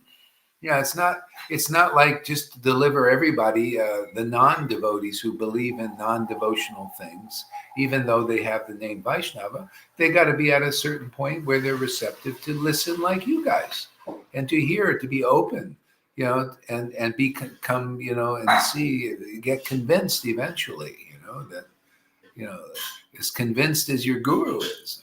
I mean, if I'm not convinced, how can you be convinced? Okay. Yeah, so we're lucky. Yeah, I was thinking like, Amy, at least you had the desire, you wanted God in your life. And I keep hearing you like you were disgusted with this material world. In my case, I was vested in material world. I wanted to be a PhD, this, that, scholar, this, that. And I didn't even think of God as much. But I got it. It's like it's wonderful. I got the desire, the desire that you already had. I'm cultivating the desire, and I got the desire as well here. So I feel like you get all the benedictions. As Krishna says in the Gita, it's like he provides what you lack, and then he carries what you have, what's desirable. And I feel that here because he gives me that desire as well, so which I didn't have. Like you're an example of a person who had it. It's like, and then you got this. Yeah, it's amazing. It works for all different kinds of people. It's that thing about not being too attached to our ideas, the giving up, and then being like the Bhagavatam says, is like being open to receiving this conception, replacing our conceptions. I think that's what I understood from the four Kumaras thing that Maharaj said. It's like they were open. Yeah. Yeah, I mean, there's no way to take to this path without being open to hearing this way, to hearing. This hearing process means to be open to hearing. Otherwise, you can't follow this path, hearing about the different truths, the different tattvas or truths. Guru tattva. If you don't accept it, what can be done? Oh, you think you know about everything. Okay. Oh, you know the Brahman level, equal with everything, and it's the highest. Okay, well, then you go and follow your path. That's not the path that's in the book that we're worshiping, actually.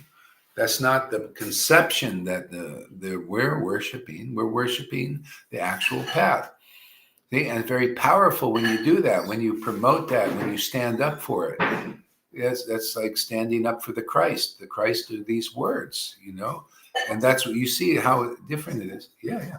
You see how it causes disturbance. People are disturbed by it. Buddhism. That's not the real truth. That's right in the book, man. It says flat out, man. No, we don't see that. Too bad for you. Next. There got to be a few Amy's out there, a few Fannies, and a few Fonnies, and maybe quite a few. You just got to get the message, right? I know there is. I know there's so many of us like out there, like, but sometimes people just like you have to see over some of your obstacles or, like whatever it is that's standing in the way. But I always say firmly that every single person wants this. There is not one person out there that doesn't want this. And I stand by that. I don't care if you're a Bill Gates, some millionaire, like living in some, amazing house and, Beverly Hills, whatever it is, like, whatever you can imagine, that's the greatest thing in the world, and have as many things that you ever wanted. They are still empty inside, and they still want this because every single person wants this. Everybody needs this, and this is the only thing that there is this everybody connection. Otherwise we're just walking around like a toy monkey, like just clapping our, like the toy monkey that just with the tambourines spinning around in circles. Like we're not it's not going anywhere. You know what I mean? There's nothing's happening. So this is the ultimate goal. I guess that's the word I was looking for. This is the ultimate goal and the highest goal, and it's the one that every single person wants. I believe that there's not one person out there who doesn't want it, but they have to see what it is, like, and realize, like, oh, I see what's happening here. Kind of right together. Like, Well, they want to be happy. Everybody wants to be happy. And this just happens to be the highest form of happiness for everyone universally. I mean, who wouldn't be happy if they can control God? Who wouldn't be happy to have the association of the personality who created all the universes, and to have intimate association and realization and interaction with such a being? Who wouldn't want that? It's like, even in the world, who wouldn't want to say, if you're, say you adore Trump and you believe in Trump, the president, right? Which person wouldn't want to be close to Trump and to be one of his friends, or a family member, right? Isn't it? no, I don't. Trump, I don't want to be. I don't want to be no, friends with him. Sorry. no, but I said, if that is your desire, because there are a lot of persons that doesn't matter who it is. If you want to, and somebody respectable and important and all that, and you like them, wouldn't you like to be close to them? That would give you happiness, wouldn't it? To be with the wealthy persons or whatever it is you are. Like in the VIP club, you mean? Like you're in the VIP? Yeah, you're a VIP. And so the Lord, you become a VIP when you meet the real devotees. And so it's the highest happiness, which is demonstrated here. This is all the happiness of chanting the holy name in great ecstatic devotion. God himself came here and showed it was the highest happiness. If you don't do that, you don't know you don't know the mission of the Lord. Otherwise, you would partake of that sacrifice and convince people, like we're doing by example, saying, yeah, this is the source of our power. This is the source of our happiness, is this communion, this interaction with the spirit of the Lord. This is the greatest happiness, the greatest experience, the greatest realization and understanding, greatest purification. And this is what God wants. This is what God wants us to do. This is what he wants. This is his desire, is for us to have this relationship and this connection to say, hey, look, you're not over there all alone. I'm here. This is the ultimate goal, for God. For us, of course, but it's one and the same. So we're all having the same goal. God, us, it's the same exact goal, which is, hi, let's be close. Let's be best buds. You know what I mean? Be, as close as we could possibly be. And isn't that the goal you can have with anybody? Yeah, that's why he came as a devotee, to show how it's done and the happiness that you can get and all that. Hey, I think it's getting a little bit late for devotees. Maybe Lilita's getting a little poor. She got probably a headache. You got a headache today too? I have a terrible headache. Yeah, in my face and. Oh God, yeah. Is there anything can we pray for you or? You can, yeah. Thank you. Yeah. I'll pray every kernel of popcorn. I'll think. Cure Lilita's headache, my Lord. Cure Lilita's headache.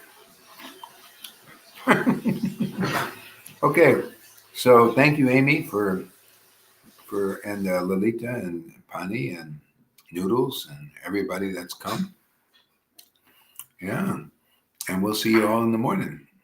Maybe not everybody, because it's a weird time when I get up and do this thing. We'll take what we can get.